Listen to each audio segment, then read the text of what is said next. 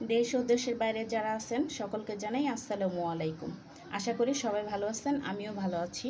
আজকে চলে এসেছি চিংড়ি মাছ নিয়ে। আজকে ঘরোয়া পদ্ধতিতে চিংড়ি মাছ ভুনা করব। চুলায় আমি একটা কড়াই বসিয়ে দিয়েছি। এখন চুলাটা আগুন জ্বালিয়ে নিলাম। কড়াইটা গরম হয়ে গেছে। এখন দিয়ে দিচ্ছি পরিমাণ মতো সয়াবিন তেল। যে যেটা খান সেটা ইউজ করতে পারেন। দিয়ে দিচ্ছি কুচি করা পেঁয়াজ।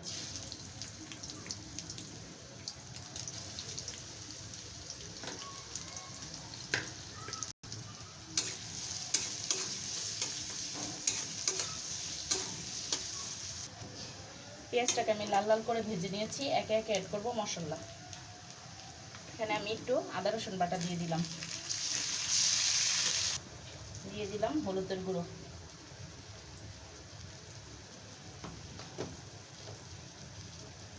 দিয়ে দিচ্ছি পরিমাণ মতো লাল মরিচের গুঁড়ো। দিয়ে দিচ্ছি স্বাদ মতো লবণ। এখন ভালো করে নেড়ে চেড়ে মিশিয়ে নিব।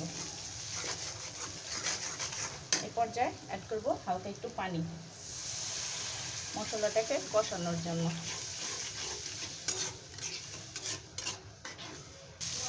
দেখতেই পাচ্ছেন আমার মশলাটা কষানো হয়ে গেছে। এই পর্যায়ে অ্যাড করব চিংড়ি মাছগুলো। এই যে কেটে ধুয়ে রেখেছিলাম চিংড়ি মাছগুলো দিয়ে দিচ্ছি।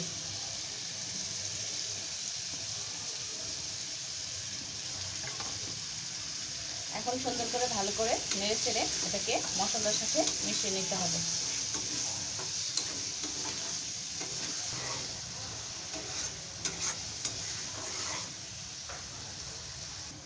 এখন আমি একটু হালকা পানি অ্যাড করব।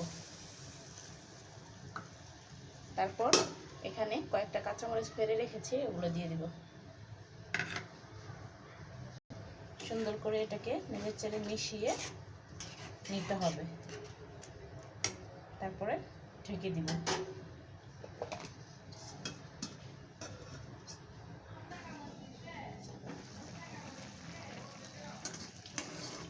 দেখতেই পাচ্ছেন আমার চিংড়ি ভুনাটা প্রায় হয়ে গেছে।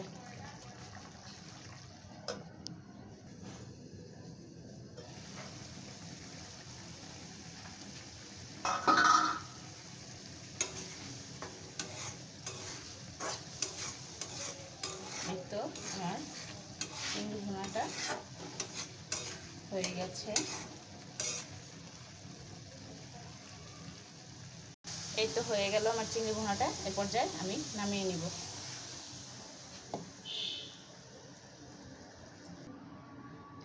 ভিডিওটি দেখে যদি আপনাদের একটুও ভালো লেগে থাকে অবশ্যই কমেন্টস, শেয়ার, সাবস্ক্রাইব করে আমার পাশে থাকবেন আর আমাকে উৎসাহ দিবেন।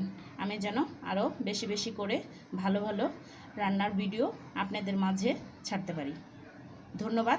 সবাই ভালো থাকবেন, সুস্থ থাকবেন।